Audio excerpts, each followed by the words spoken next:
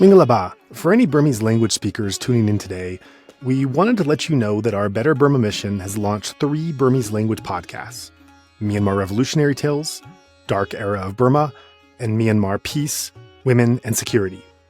These programs can be found on our website as well as on any of your preferred podcast platforms. We invite you to take a listen. But for now, let's get on with this episode.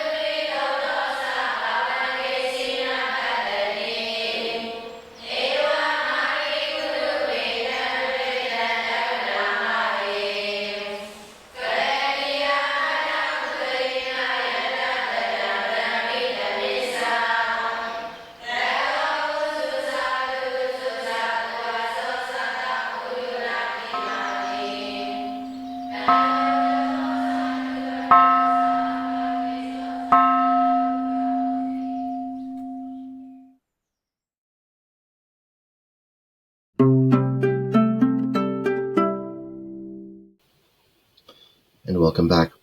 It has not escaped our attention at Inside Myanmar that we have not paid significant enough attention to the Indian dimension of the international component of the Myanmar crisis.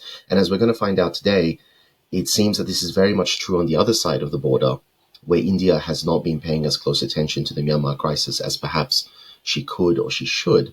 And my guest today is going to go into some detail about why this might be. So, Sanjay, I'd like to thank you very much for coming on and speaking to us today. And I'd like to give you the opportunity to introduce yourself for our audience. Hi, Brad. Thank you for having me over here on your platform, Insights Myanmar. It's really an honor to be here on your platform.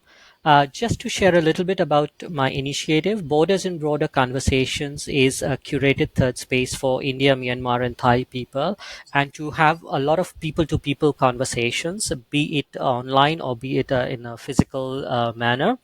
The purpose is primarily to lessen the gap of quality and credible information which we are missing back in India and in Myanmar about both the countries, and also to improve the understanding of post-coup Myanmar from its 2 most important border areas. One is India and the other is Thailand, and to plug this information and knowledge gap that we have. So primarily to bridge this information, knowledge, and analysis gap, this is why I've started this initiative. Thank you for having me over. And so let's, that you've raised decolonization, let's talk on this one, because I have always found this very fascinating. As the students of history might recall, for quite a long time during the colonial period, the Indian subcontinent as basically a single block, along with Myanmar, were amalgamated into a single British holding. And it seems that as soon as independence occurred, there was a schism. And if I've understood our previous conversations correctly, the average Indian has a reasonable concept of Sri Lanka, Bangladesh, Nepal, Pakistan, but does not seem to have much of a sense of connection to Myanmar, despite centuries and centuries of cultural export and impact. And then Myanmar, likewise, seems to have a little bit of a closer tie to the other Southeast Asian nations and not so much to India. Do you have any concept of why this sort of schism formed? I believe that that falls majorly into this area that once the military took control, way back after independence of Myanmar, we in India, or the Indian policymakers, felt that, okay, this is a country that is now left to its own destiny, and therefore it is not much we can do about it, and we should just focus more on our own, self. And therefore India actually was also more concentrated on its own nation building processes. The fact that also in the northeast of India, there were huge kind of uprisings taking place because there were a lot of other communities that kind of felt that they were not part of India. So you have these historical reasons which also kind of led to a disengagement from Myanmar, and or disengagement from both sides, because both went inward in many ways, and therefore the understanding or engagement of the other was not actually a priority in the mind. Interesting. Interesting. So let's sort of fast forward a little bit then. So the modern situation, independence was approximately 75-ish years ago. So in that period of time, and I believe you said previously it was sort of the coup of Ne Win that really severed the interest in Myanmar. In that time, how has the Indian political establishment sort of viewed Myanmar? Is there any way that we can explain it? Have they viewed it with suspicion? Have they viewed it more with disinterest? Or have they just not really been thinking about it? I think it's a mix of a lot of different factors. It was viewed with a bit of suspicion. It was viewed with a bit of disinterest. It was also seen as something that, okay, there's a lot of internal fighting taking place and we should not get involved. The fact is that a lot of Indians were at that time kind of, pushed out of Myanmar and had to kind of come back to India, or let's say Indian origin people. That kind of also put off India, that why should we kind of engage with such a country that is not, you know, looking at the interest of India as well.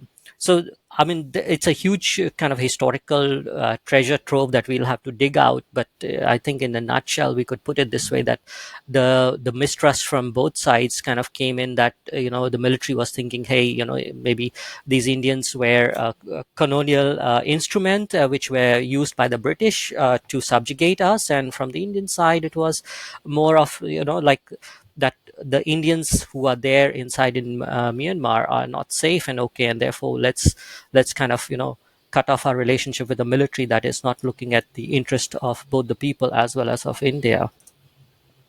So, so you mentioned the Indian population. I mean, I lived in Yangon. I think most people who've lived in Yangon have noticed that there are very, very large Indian populations there. Of course, this doesn't spread across the entirety of Myanmar, but within Yangon, there seems to be a very, very large Indian population. From the interactions that I had with those people, a lot of them seem to have come specifically from Gujarat, and I wonder. Um, yeah, I'm not particularly familiar with the history of the Indian migration to Myanmar. Someone explained it to me once, and unfortunately I've forgotten. But I wonder whether the presence of such a large, stable, long term Indian community would not have engendered a desire among the Indian people to sort of connect somewhat with Myanmar, considering there's such a large diaspora community there. And I would have thought that many of the Indian community in Myanmar would also have maybe friends, relatives, community ties back in India proper. Like I would have imagined that this would have created some sort of inter-country liaison. But I mean, to you, the way you describe it to me, it almost seems like the Indian establishment's attitude was to say, well, this community is not being treated well. Let's completely disengage and leave that community to its own devices, rather than trying to double engagement to protect the interests of that community. Yeah, I think your observations are quite right, and what I would like to also add is that yes, I also stayed in Myanmar for 6 years, and my observations were also similar on those lines. And the fact that even though we had a lot of Indian origin population or South Asian origin population in Myanmar staying over there for maybe centuries as well, you know, and have mingled and kind of have got roots across the borders. But the fact is that even though we knew that India knew that there was diaspora over there, there is Indian origin people over there, yet India at after the military coup way back under Navin did not kind of give that attention much to developing the relationship, because it was like, okay, it's all under military right now. Let's kind of put it aside. I think it's just stayed at a very low level, with people traveling them to India, meeting their own relatives, and then going back, and whatever little they could do in terms of their own small level of commerce engagement, or building the relationship. That's what they were doing. So it never kind of upscaled with the support from the government side. That's what is definitely clear from there. Interesting. It's just sort of, it feel, I wanted to say isolationist, but it does sort of feel very much like the attitude is, well, let's not try to achieve things. Let's just move away, disengage. If something is not already in our interest, let's not try to turn it to our interest. Let's just move away and try something completely different. Maybe that's a very amateurish sort of description of how the government behaves, but that's sort of the impression that I'm getting here, that they're not really willing to put in risk and put in a lot of investment in bringing people over to their side of the table. Would that be fair? Yes, that would be fair enough to say that. However, I would also like to add that it's only in the last 10 or 15 years that when India has really started engaging and building a more people to people collaboration. And that's why we see over the last decade or more, the let's say the embassy in India of India in Myanmar is also trying to reach out and build different relationship. Although I wouldn't say that it's doing a very good job of right now, especially when our relationship with the military is going on in a very strong manner, which shouldn't be. Rather, we should be actually engaging with the pro democracy forces, or the Spring Mm. Revolution people. And so let's focus on that then. This is a very big issue. A lot of the people that we've spoken to lately, the analysts, our focus, as I've said previously, has mostly been towards China or towards the rest of Southeast Asia. But within that context, we've heard people saying that the Chinese government, the Thai government, the Singaporean government have been disengaging from the military. And a large part of the reason is not ideological. It's not so much that these governments feel that what the military is doing is morally wrong, but rather they have recognized that the military is not willing and is not capable of bringing about the stability necessary for economic activity to occur. And therefore, these governments and their associated corporate interests are losing potential revenues because the military is not interested in providing the environment for beneficial economies. So, in a purely selfish, purely business-minded way, they have come to the conclusion that the military is the wrong horse to back in the race. Has the Indian government not come to this conclusion yet? And if not, why? Uh, you're quite right in pointing out that it's not, the relationship around Myanmar, especially with certain countries, is changing. I think in many quarters right now, there is a realization that the military is not exactly what it was promising to bring stability to Myanmar. And we have to also keep in mind that the people of Burma have actually spoken out through their actions, especially when the military took the coup in 2021. And that is that they don't want this kind of let's say, go back into a military rule where the military is again subjugating the people, and they are violating their rights. They had a taste of freedom. They had a taste of what they could become or aspire to be, and therefore they kind of have come out in the open. And that's what is a bit of a realization that is coming out right now, that this is a bottom up people's revolution. And there is actually, the people are speaking throughout the country in their own forms of both, as an armed struggle as well as non-violent struggle, that they are expressing almost every day. We can see that. So this is a kind of an indication which is now gradually coming into a lot of other countries. Compared to that, Indian engagement with Myanmar has been more on the military primarily. And therefore, the military has developed a strong military to military relationship. And that is what has become dominant because it has got linked with India's security parameters. And these security parameters are linked with our northeast of India region, wherein there are still certain ethnic armed organizations which are on Myanmar side, which are being given, patronage or support by the military, Myanmar's military, and therefore they are still able to operate against India. And so India is still looking at that, the whole situation from that particular aspect, that we still need Myanmar military junta to carry out, actions against our own ethnic armed organizations. And that is where the dilemma is, that it has not been able to properly read the changed landscape of Myanmar right now. And that landscape is completely kind of, it's a new one. It is not just from Burma people, but also from a lot of different ethnic groups. And that's where I think we are missing out that realization in India.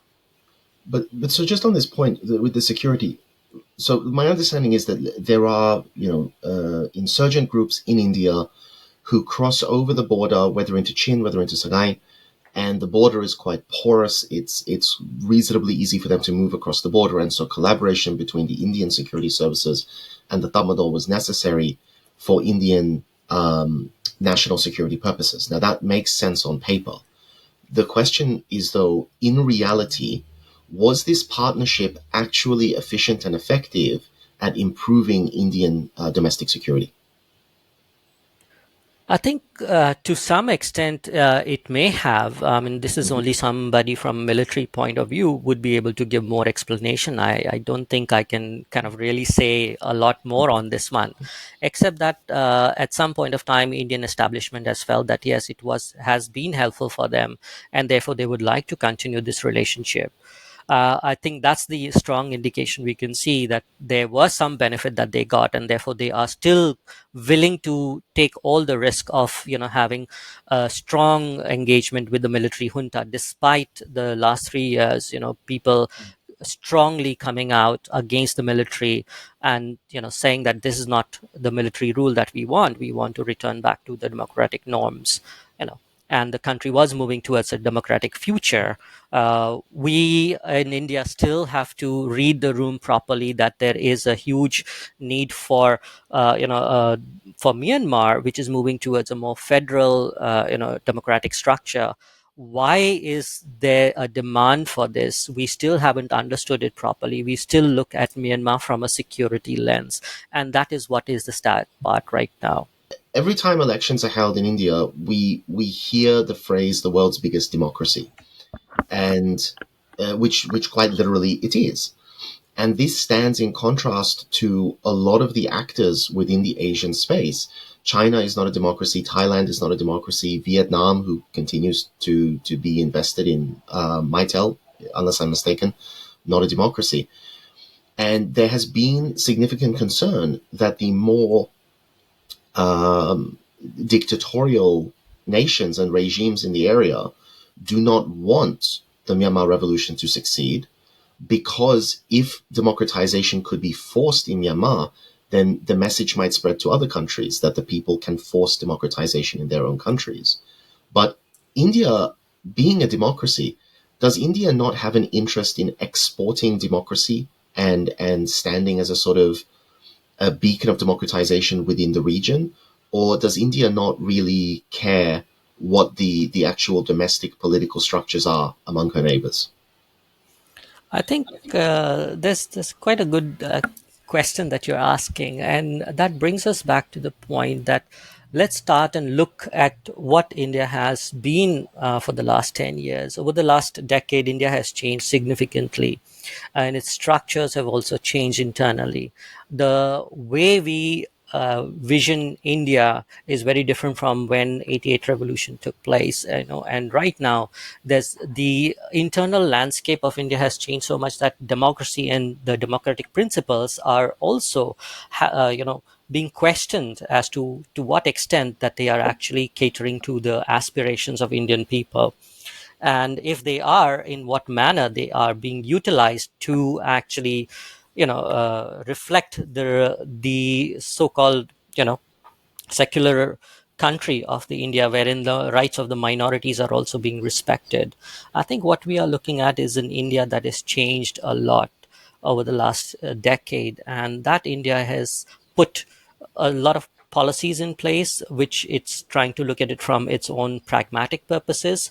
And that pragmatism is more about putting its security interests first, its national interests first. And from that lens, it is looking at the region as well. Interesting. Interesting. So it's not quite like the United States in this idea of exporting its values. It's more trying to, it seems almost like shore up its position, but not necessarily uh, try to rebuild other countries in its own image. Yeah, I would agree with your statement on that. Yes. Okay, interesting. And so, does this then play into the other question of during, we can talk about the Ne Win coup 62, we can talk about the uprising in 88, but and the elections of 1990, which were annulled by the military. But after the 2010 election, we enter this period, this 10-year period of what I refer to as the faux democracy.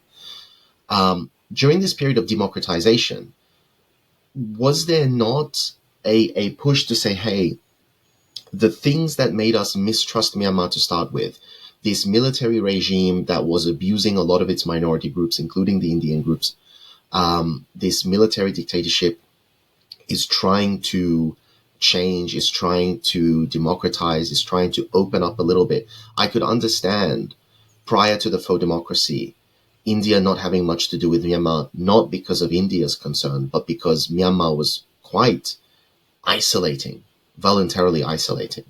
But during this faux democracy, was there not a sort of, I don't know, maybe like an optimism to say, hey, maybe now is the time that we should be re-engaging with a country that seems to be moving in the right direction?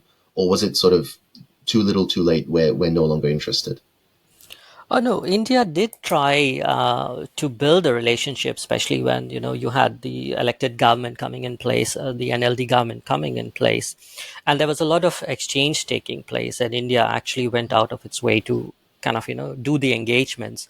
It did keep up its engagement with the military. It didn't kind of back down from it, but it also stepped up its engagement with the elected government, and therefore it was moving ahead. Actually, if my I believe my if my information is correct, that there were a lot of visits being conducted for elected representatives from Myanmar to actually do visits to India to learn about India's governance structures, its different parliaments, and there were parliamentarians from Myanmar who also visited India, in some places in northeast of India as well, to understand how minorities over there were also staying, or how the peace process over there was also kind of moving ahead, and also in other parts of the country as well, to see how the parliaments, the different state parliaments were also working. So there were efforts being made, there were a lot of trainings being done, there was a lot of exchange from the election commission to election commission as well.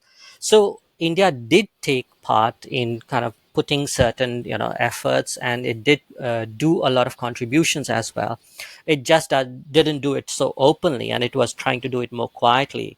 Yet when we look at it from the post-coup kind of a scenario, what was or what is disappointing is that it didn't kind of keep up on those efforts. It rather completely dropped it out and focused completely on maintaining and actually strengthening its relationship with the military. Okay, interesting. So then let's fast forward again. Here we are. The coup has happened. The relationship between the Indian military establishment and the Damodar continues after the coup.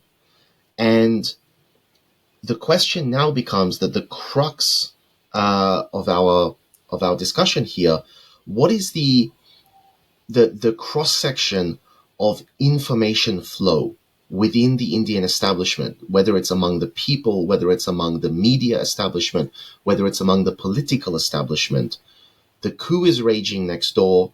The relationship with the military is going on. I assume that the Indian establishment and even the sort of Indian people who have an eye on it would know that the military is committing horrific atrocities.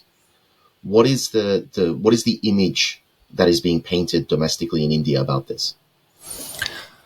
It's a good question. I mean, we have to, in my opinion, when we want to look at all these factors that you are asking, that has there been good quality flow of information, is there people to people connection, is there media to media, and establishment or military, a few things that comes to my mind is, let's look at the language that almost everybody in India uses. There are hardly few people who actually use revolution or resistance forces, as when they are trying to portray all the the spring revolution activities that is going on, or the ethnic groups that are actually aligned with the pro democracy forces.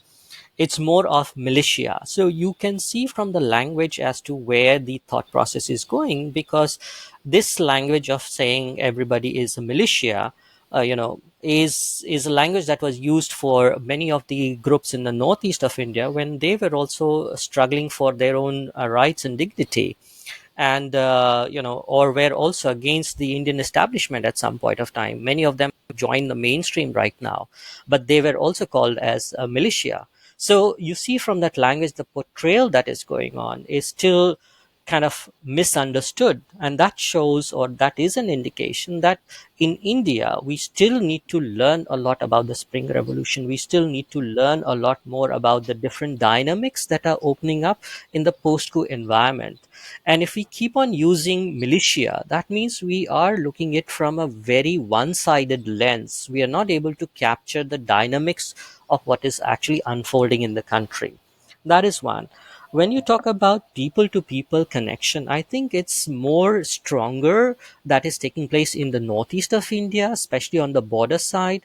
And that's where, and the reason is because we have got a lot of cross border communities that are staying over there, who have got centuries of connections with the other side. They are mixed by blood, they are mixed by marriage, they are mixed by relationships, both that is cutting across family ties or commerce and otherwise of friendship. So that is where a lot of people have better information than those of us who are in the mainland of India. When we talk about media again, unfortunately it's very few in the media I notice and observe that have started to actually understand what is going on in Myanmar, but there's still a lot more that needs to be done and needs to be understood about Myanmar's Spring Revolution.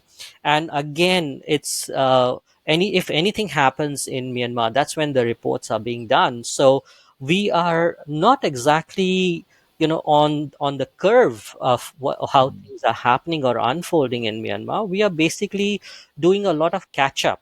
It's like, oh, there's something happened, maybe we need to report it because it's related to our border side, or we should report it. That's how it is. It's not consistent. It's not kind of the quality that should really go more in depth, should is still missing, and there's an area where we can really grow. I think in terms of military, then it's most unfortunate that the military to military engagement is still kind of on this verge, or it still kind of hovers on this whole thing that the Myanmar's military is essential in order to keep the country together. I think that's the thought process inside India that is still dominant, and that is also sad that we in India still don't realize that the military, or the current military of Myanmar, is no longer actually desirable in Myanmar, and the people of Myanmar have completely come out and spoken that they don't wish to see a military that is completely destroying not only the country but also the democratic aspirations. Rather, they want to see a military that is under the constitution and is under the civilian rule, and therefore is a servant of the people and is supporting the people rather than going against them. So this realization within Indian establishment and military is missing still. And most of the kind of, like, when I'm listening to all other media discussions and all, primarily the subtle message that comes out is that military is still relevant and we still need the military over there. And that's what is a little bit sad, because when we look at our own Indian history, when we got independence, we have been going through a whole period of more than 60, 70 years. We have been structuring and restructuring our federal system. So how can we just outrightly decry the need of Myanmar, that there is a community that needs federal structure, and they are also coming to terms that they no longer need a military which is suppressing its people, and they would like to come up with a new structure. I think this is which in India we really need to really understand. And if we don't, we are going to misread the situation of Myanmar by a mile or more than that. And we will be, having no kind of links to Myanmar when this whole revolution emerges out of its own, fighting against the military junta. I find some of what you're saying a little bit ironic, because this notion that I'm gathering here is that the primary interest when it comes to Myanmar, the primary narrative is security, domestic security. And the irony is that it is precisely because of this military that India has yet another armed crisis on her doorstep. And not only an armed crisis, but as a result of that, also an influx of refugees, which, if I gather correctly from the discussion that we had previously, refugees who are being painted as themselves something of a threat to India.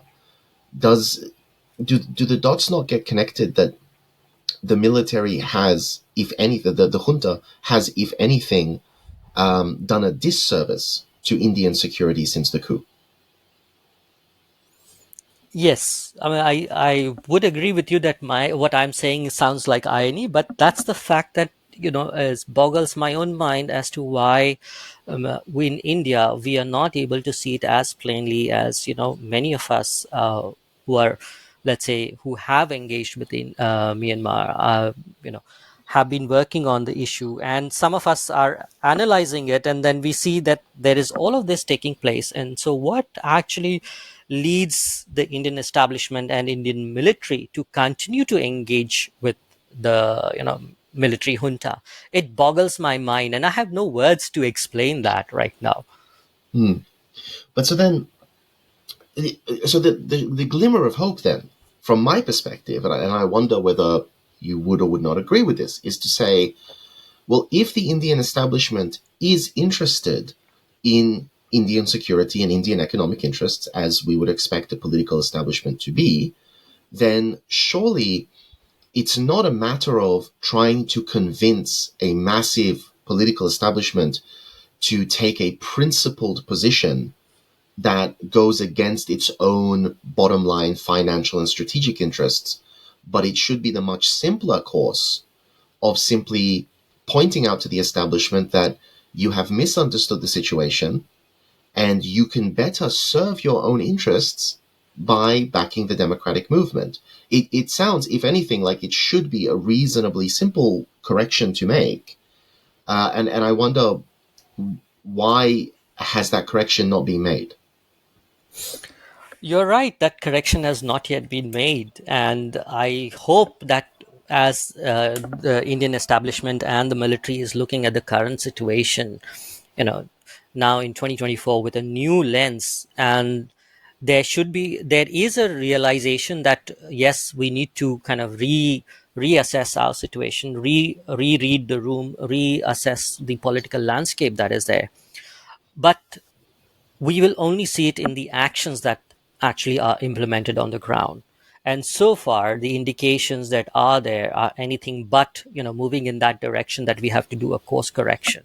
So I would say, yes, it's still too early. We just finished a month in the new, in 2024, but there are the remaining 11 months to be seen as to where the Indian policy and its actions move towards. And is there going to be a course correction in actually engaging with the pro democracy forces, with the Spring Revolution, with the different actors and stakeholders? I think this is a fantastic opportunity for India to really utilize this opportunity and, build up its, let's say, stakeholders' engagement with Myanmar, and upscale it rather than kind of, playing it down and doing it very quietly. I think pulling a page from what China is doing. China is going and engaging with almost every group that it can, and it does it in its own strategic manner. And India also should be doing the same. I think there's an opportunity to look at refugees not as illegal migrants, but also as people with whom it can develop a people-to-people relationship. There is a lot more need to be done in providing, humanitarian aid to them. That corridor could be opened up. Mm. Thailand is considering opening that corridor, so why can't we do it? Although it's taking place at the state level in Mizoram and in some other places, but it can be upscaled. We can allow international actors to come in and provide more services which is needed. The resources at state level is not enough to provide the huge humanitarian aid or support that is needed. So that is one. You're also looking at a relationship building wherein there are many and elected members of parliaments who have crossed over into India. They are on Indian territory, seeking refuge. Why not start engaging with them, and treat them with the dignity they deserve? Because they are looking to engage with India, but the Indian central government of India has so far ignored them. They are right there. I mean, if one wants to meet them, they can go and meet them. But has India taken that initiative? Has there been any initiative from the central government to do so?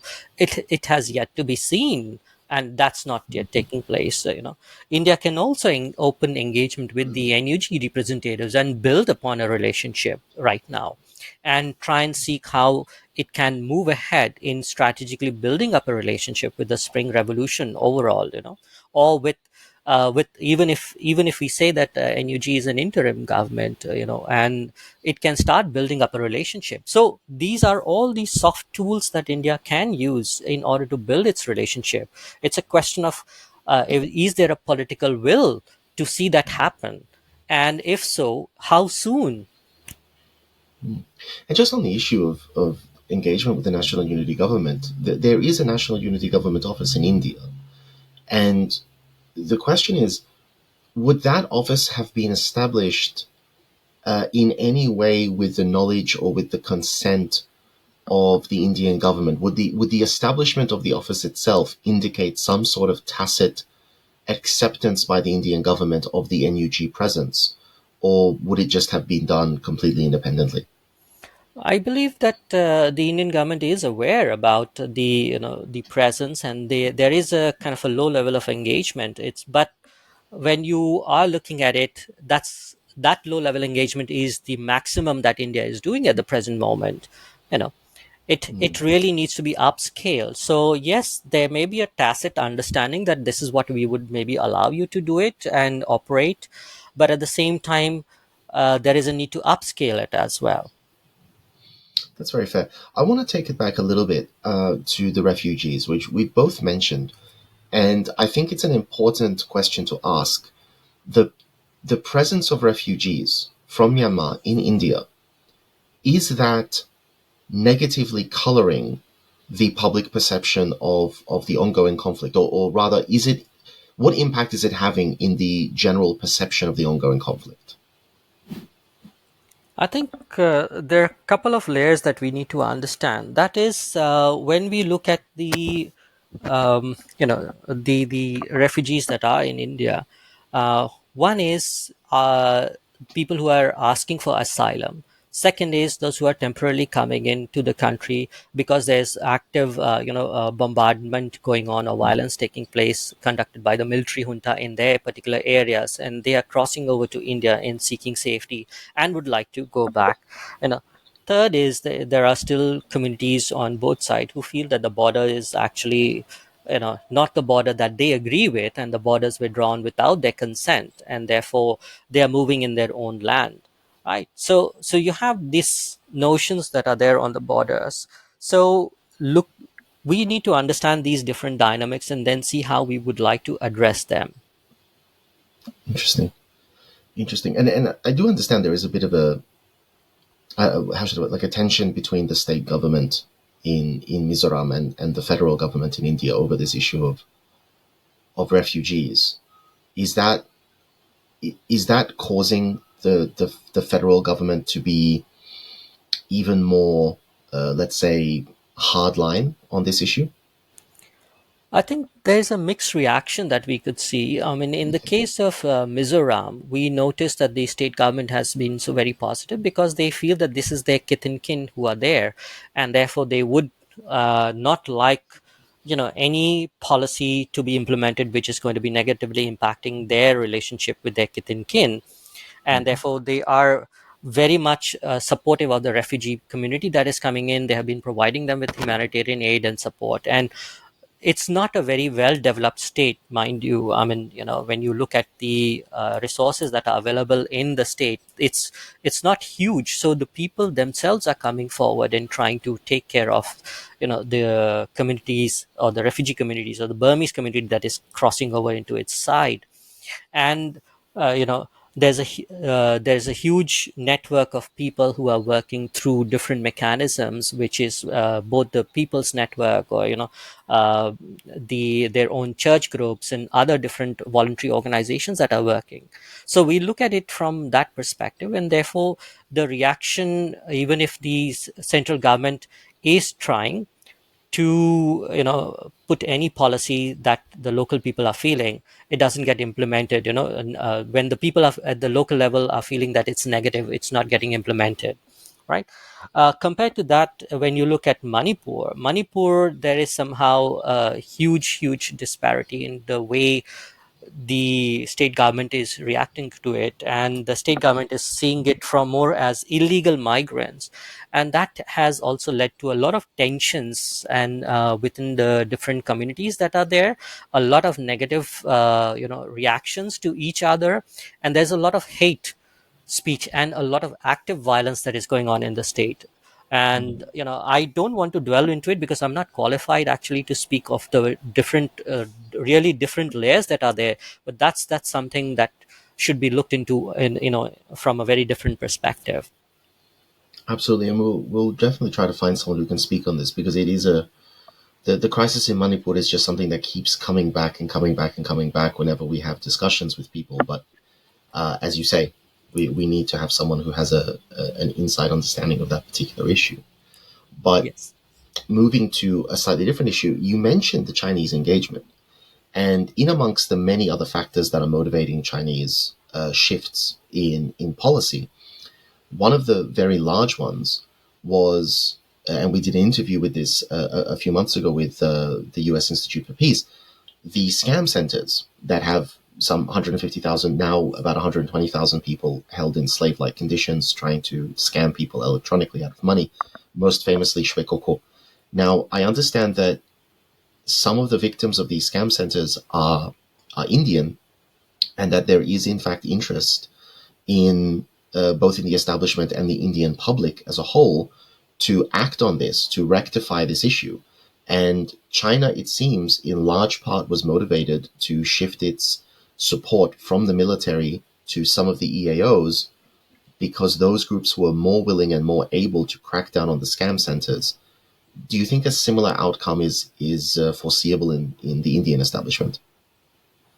I think what my understanding is that India so far is trying to do what it can in order to address this issue of illegal activities that is there, but specifically the Indians that are caught in these illegal activities. It's trying to rescue them and repatriate them.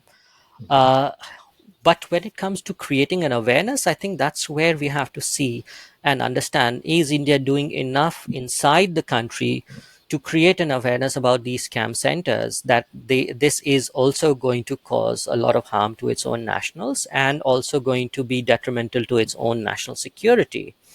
you know So we still have to see that, although I believe I was noticing some news outputs reporting that the embassy in Yangon is doing its best in order to get these rescued and repatriated. But can it upscale this, these activities, and specifically can it create a huge awareness within India and Indian people? That still remains to be seen. I haven't seen much news about Chinese scams centers, as well as what activities India is doing in order to counter this in the media, or much being discussed in Indian think tank or public space as well. Okay, let's talk about the think tanks. Um, think tanks and panel discussions and analysts. I mean, we rely on these. We rely on these groups to inform the public, to create the content that later gets disseminated through the media establishment. We rely on these groups to inform the military and to inform government and generally inform sentiment and decision making.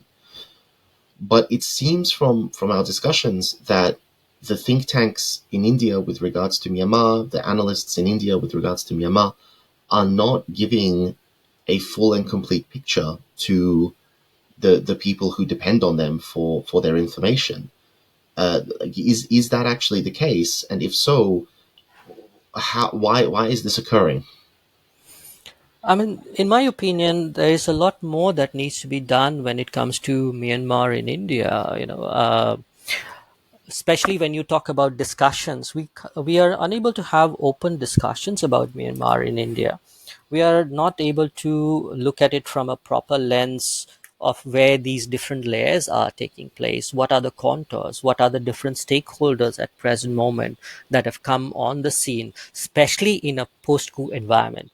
Let me be very clear. There may be a good understanding about what Myanmar is from a pre-coup kind of conception. There are people who have been writing about it, but at the same time, when you look at it from a post-coup situation, that is a missing factor, and that is what we really need to see. Can it be improved in India? And so far, the fact that a lot of issues on Myanmar gets linked up with the northeast of India and the security issues, and in particular with Manipur, there is a kind of uh, hands-off approach in some ways to address or get deeper into these issues. On the other hand, there is still a need to discuss about Myanmar, because unless we understand these different aspects that are emerging out of the country, and where there is intersectionality of these aspects with India's security policy, with India's own national interests, with India's economic interests, and specifically with India's Act East policy and neighborhood first policy. We in India will be still groping in the dark. We'll still continue to use a narrative that is dominated by the Myanmar military, which will put itself at the centrality of everything and say that we are still relevant in Myanmar's future. And somehow, we will land up doing the same. But what I don't understand is, India is enormous. It is quite capitalist. There is a lot of money moving around India. It seems intuitive to me to say that, well, okay, Tamil propaganda is going to exist, but at the end of the day, those analysts who are going to provide accurate information that their stakeholders can actually use to make sound investments, sound security decisions, should be the ones who become elevated, who become promoted, who are better paid, who are more widely listened to, just by virtue of the fact that their information is better. And yet, you seem to be saying that the pool of voices in the Indian sphere is not very competitive when it comes to information on Myanmar. Yes, that's my impression that I'm getting. I mean, I'm not from a think tank center. I'm not from an analyst. I'm more of a person who is from advocacy communications background. I landed up in this because strongly felt a need for us in India to really understand about Myanmar, and especially from post-coup environment where the whole landscape has changed drastically. There are so many voices that are coming out. and specifically the voices of ethnic minorities have become very strong. And that is what we in India nearly need to understand, because for many years we have only listened to a Bamar majority voice, and that has been, let's say, projected on us through the military and via military to military engagement. But understanding these different layers is very important for us. I'm a minority myself, and therefore for me, I am looking at it from a lens of a minority perspective, that we are missing these different layers that are coming up. We are missing the voices of women, we are missing the voices of ethnic minorities, we are missing the voices of LGBTQ community in the discussion. So when we are looking at all these foreign policy engagements and where our policy should be, we are missing out these voices which should reflect, in our discussions. So what happens? We are taking what is the low hanging fruit, just take the military version and just say, yes, we resonate that. So a lot of times we are continuously resonating that kind of a, or amplifying that message that the military wants us to amplify in our public sphere.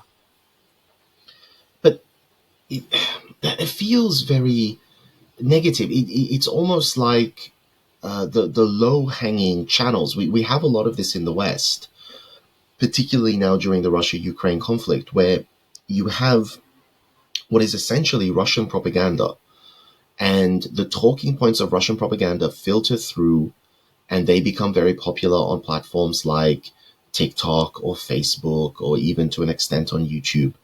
And they find a home among a certain community, a community who enjoys a contrarian view. But the majority of the people, or at least it seems to me the majority of the people, would look at that and say, I do not want to get my talking points from a foreign power, particularly not a foreign power that we are deeply suspicious of. I would like to have my talking points coming from people that we can trust, and people whose values we know align with our own values, whose analyses are going to align with what we consider to be, the right thing to do. It seems like India is in a very strange position here, where they're basically saying, well, we don't trust Myanmar, we don't really trust the Myanmar military, we work alongside them, but we are happy to get our information through foreign Myanmar military propaganda. And it sounds almost like you're saying that there isn't much of an appetite for alternative perspectives, for people coming from a more genuinely Indian perspective and looking at things through the lens of India's genuine interest, to say, well, hang on, maybe the line that the military is feeding us is motivated by their own interests and is not motivated by India's best interests. Maybe I'm misunderstanding your perspective, but that's sort of how it looks to me. Okay, I would stand corrected if I am giving you that impression. But uh, what it is that there is a certain narrative by the military that is getting dominated, right? It's only in the as I come back to the point that I shared earlier, that it's only in the last 1 or 2 years that we see that there is a bit more information being published in Indian public sphere about Myanmar and some of its contours that are under opening up. But that readership again is small. That is not huge. I mean, if you want to look at it from a number as compared with our own population, that number is still minuscule, right? So when you want to look at it as to within our public sphere, as to what is the understanding of Myanmar, that information has to still go down to that particular level. It's still, still at the top, more likely. That is where we are facing a challenge. Again, it's our readership, or the information that is coming out is kind of locked into the English reading readers, and most of the information that is locked into the, let's say, the Hindi speaking or any other vernacular languages that India speaks, in different states. We don't see that discussion taking place about Myanmar in as robustly as compared to what you would say is happening in English media or English based media. So there is this difference that we really need to understand, that if we really want Indians, and that when I'm saying Indians, that is cutting across all these different states, right? And which we have, then you have to look at it a way of penetrating that understanding about Myanmar in these diverse states. Have we got that capacity and capability? Not yet. I don't believe we have reached there yet. So that's why I would say that we are still lacking a lot of in-depth understanding about Myanmar at a country level. There are Correct. efforts being taken by some in the media to understand it. I believe some of them have managed to get connected with the NUG, NUCC, and CRPH people, and they are bringing out these information. But I think that is still not yet enough. We need to do a lot more. We need to really go into the in-depth of what is unfolding, rather than just seeing it, at the spur of a moment. Oh, this is a news that is developing in Myanmar, so we need some sound bites or some information and a Mm. nice article. You see, we have to move beyond that. Okay, so it's more just the problem of the 24-hour media cycle and not having the space for deeper analysis. Yeah, I believe we strongly need more deeper analysis that is there. We Mhm. need a lot more people to people links. We need a lot more discussions and conversations, which moves beyond just this sphere of getting, just updates so that, I can inform my readers, hey, this is what is happening, and I was the first one to break it. I think we have to go beyond that. So then the obvious question is, do you think that there is an appetite? It's one thing to say that there is a need for deeper analysis, and I think everyone is going to agree that deeper analysis is going to be better than shallow sound bites.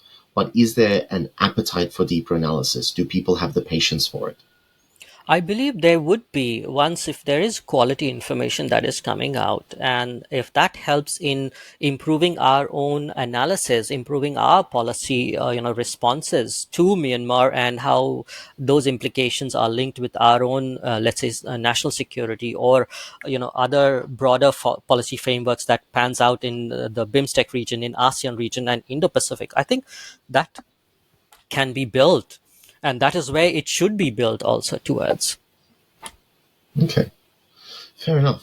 And so moving to sort of the objective here, the long term planning, we can see from the discussion then where the problem is: the lack of the information, the fact that there hasn't been enough focus, and there isn't enough deep analysis. But also, we both seem to agree that there is a need. There is an absolute need on the part of India, not just for the benefit of Myanmar, not just for the benefit of the principle of standing up for democracy, but also for India's own strategic interests, economic interests, to engage.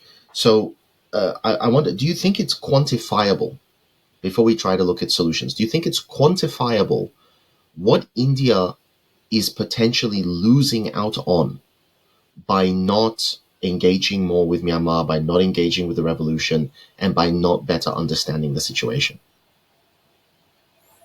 It's a tough question, I would say, because there are so many factors, Mhm. personally, I feel. And in my small observation, I think if you want to quantify, the quantification can come. Yes, is our strategic interests that are there in the country.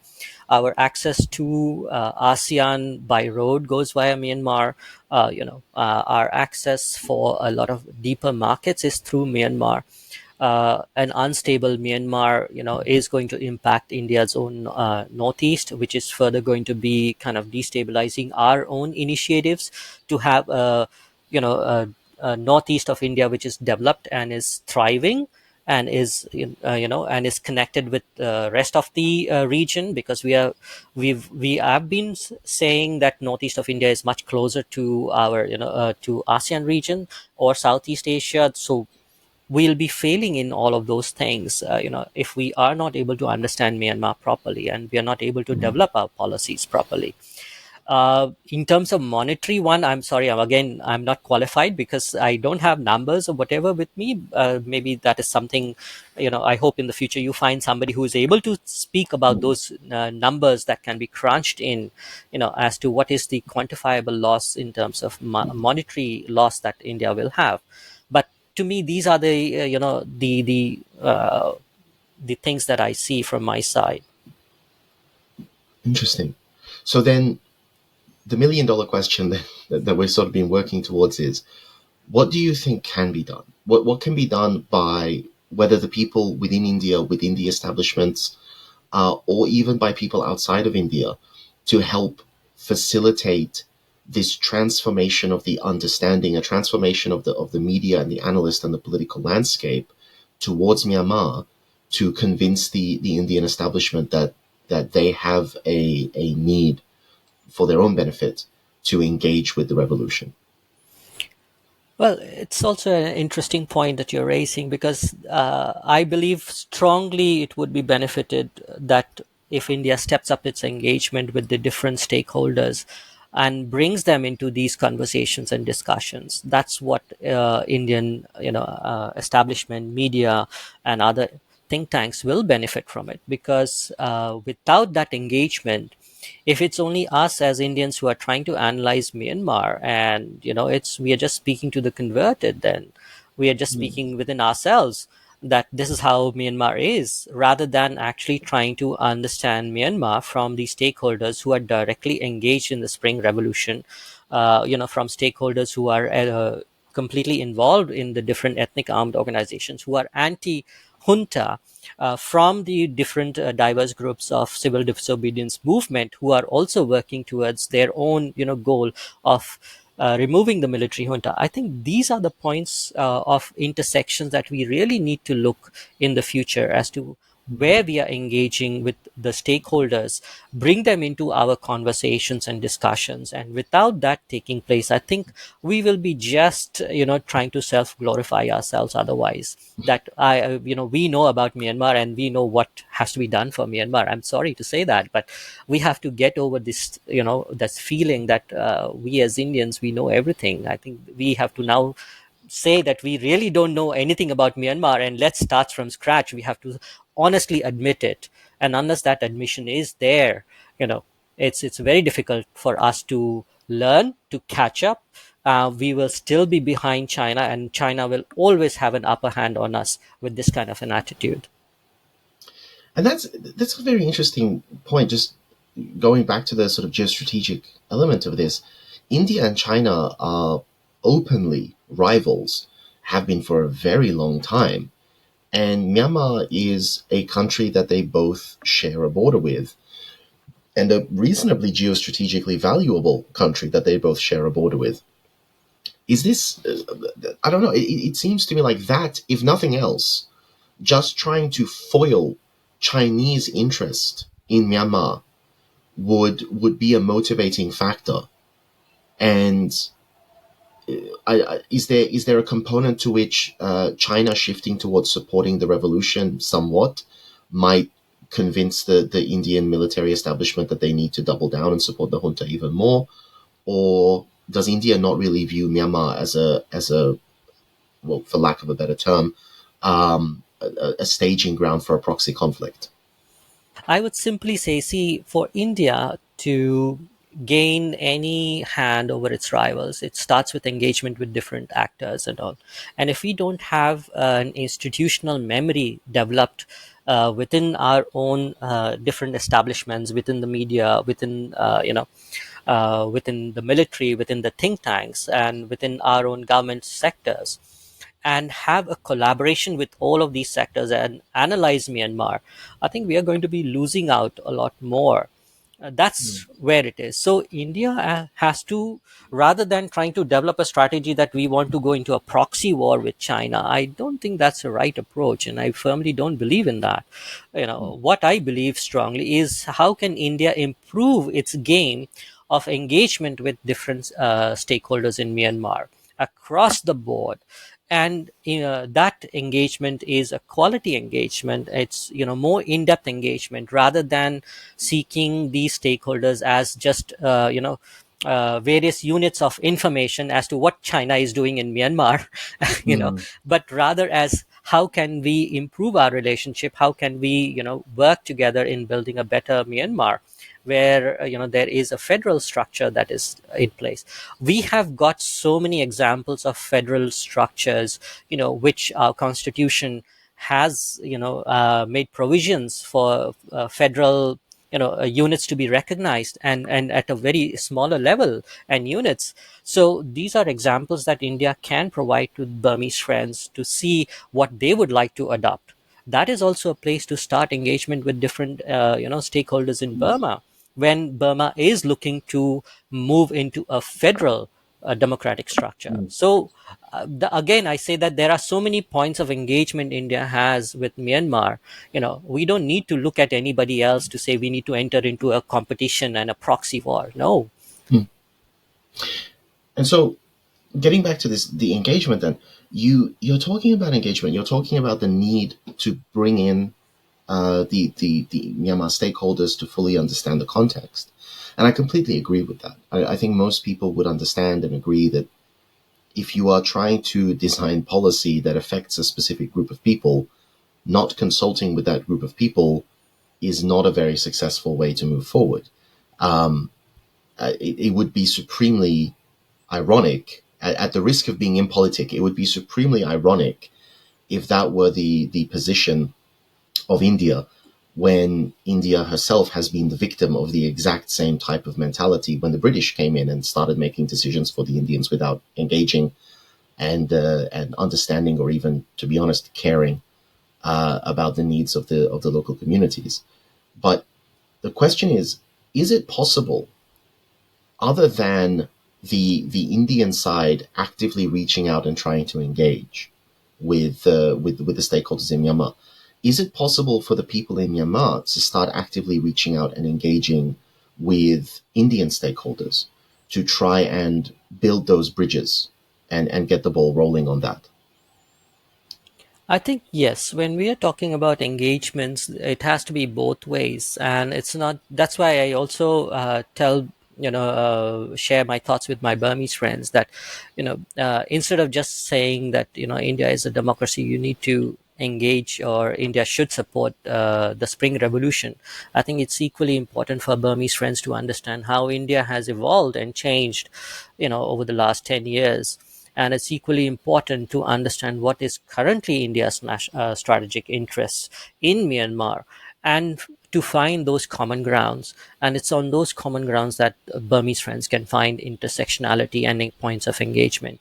Without that understanding on both sides, the dominant narrative will be, again, that it's one sided and it's only a certain perspective that gets reflected in policy initiatives or actions. So it's both ways. I think it's not just Indians who need to also engage with Burmese, but also Burmese people.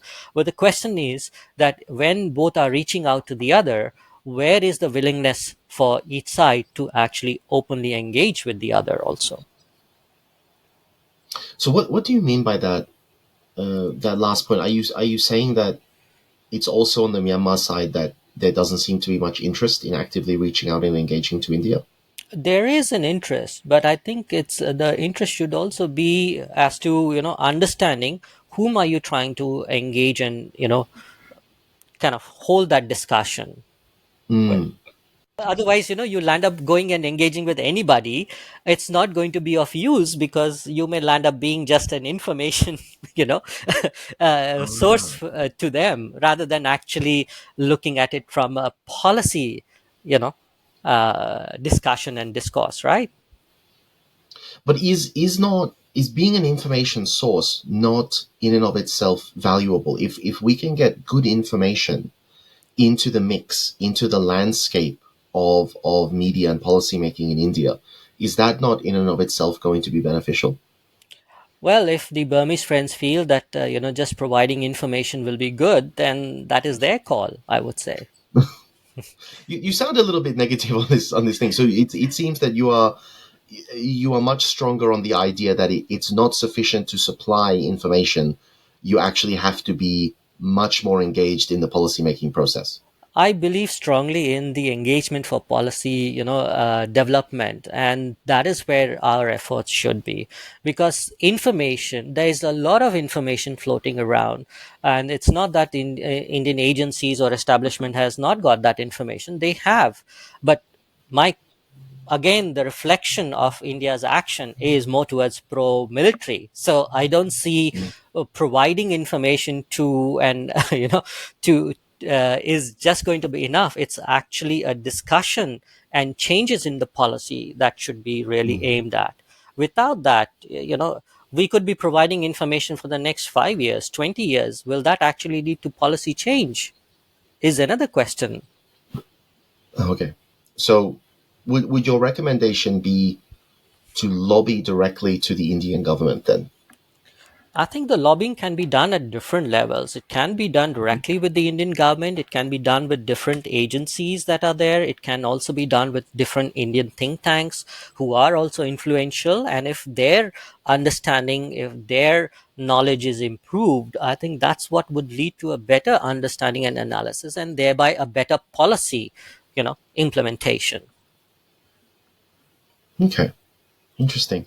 And would you say that, considering that India is a federal system, is there likewise would there be advantage lobbying at the state government level?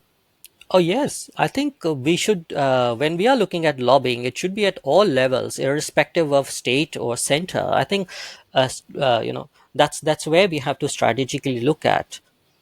And so, because my broader question here, like, obviously I don't understand how the Indian political establishment works, but if it is possible to successfully lobby a state government, is there a sort of filtering up effect where state government policies and state government decisions, once they can be shown to be successful, are then sort of sent up to the federal level for consideration internally?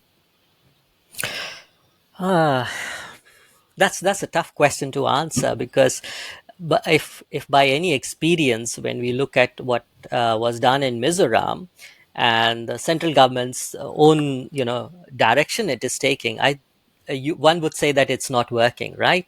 Mm-hmm. So it's I believe it's a question of where the interventions are and how much of a collaboration is taking place at all levels, and where is a common base of understanding taking place. Interesting. Interesting. I think okay.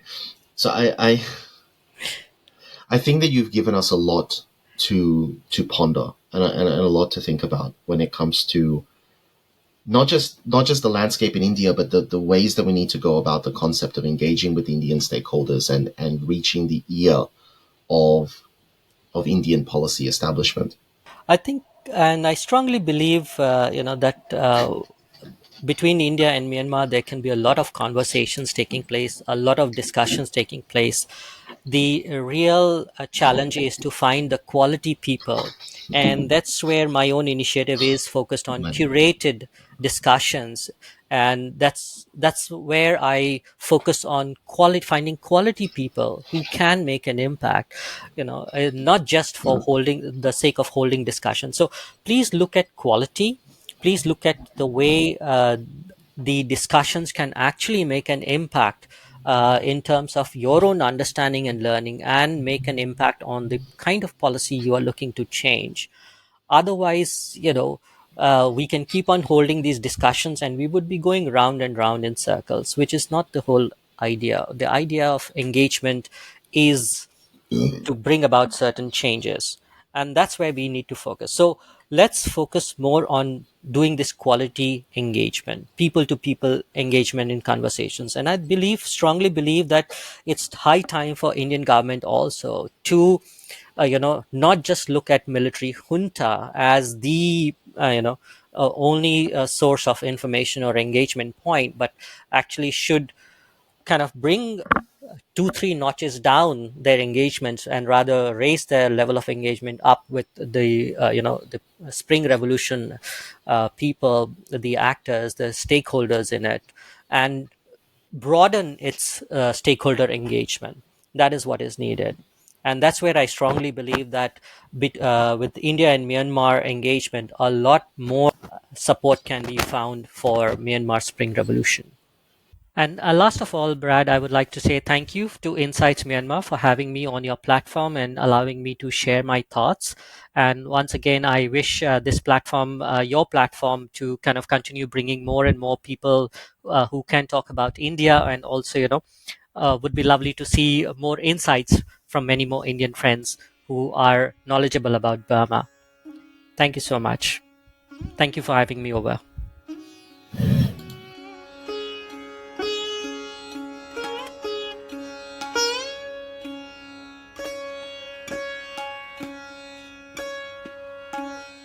For whatever reason, even as the conflict in Myanmar continues to worsen, it somehow continues to be shut out of the Western media news cycle. And even when the foreign media does report on the conflict, it's often presented as a reductionist, simplistic caricature that inhibits a more thorough understanding of the situation. In contrast, our podcast platform endeavors to portray a much more authentic, detailed, and dynamic reality of the country and its people, one that nurtures deeper understanding and nuanced appreciation. Not only do we ensure that a broad cross-section of ideas and perspectives from Burmese guests regularly appear on our platform, but we also try to bring in foreign experts, scholars, and allies who can share from their experience as well. But we can't continue to produce at this consistency and at the level of quality we aim for without your help. If you would like to join in our mission to support those in Myanmar who are being impacted by the military coup, we welcome your contribution in any form, currency, or transfer method. Your donation will go on to support a wide range of humanitarian and media missions, aiding those local communities who need it most.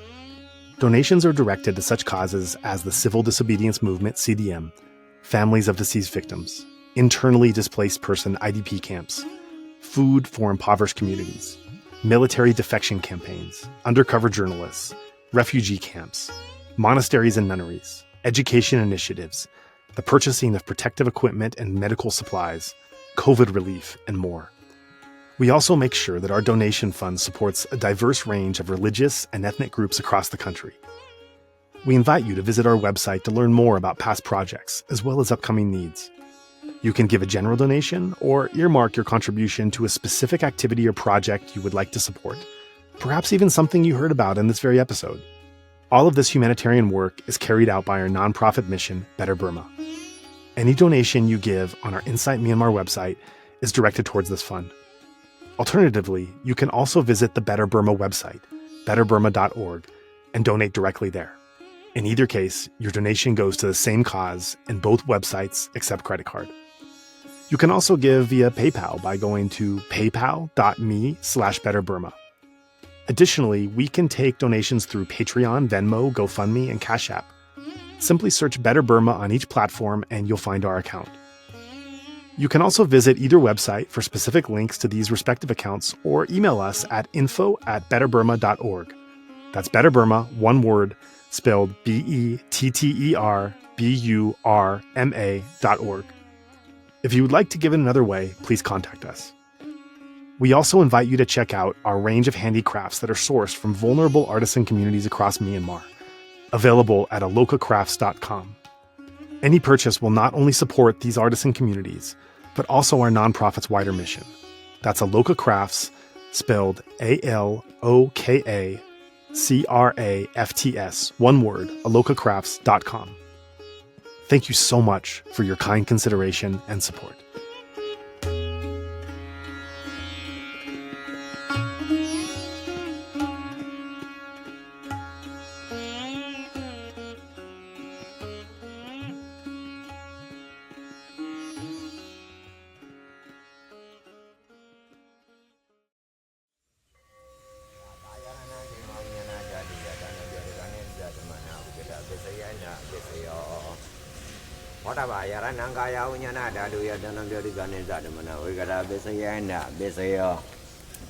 Oba yarananda dayananga yaranaya dayanam poda yaranamano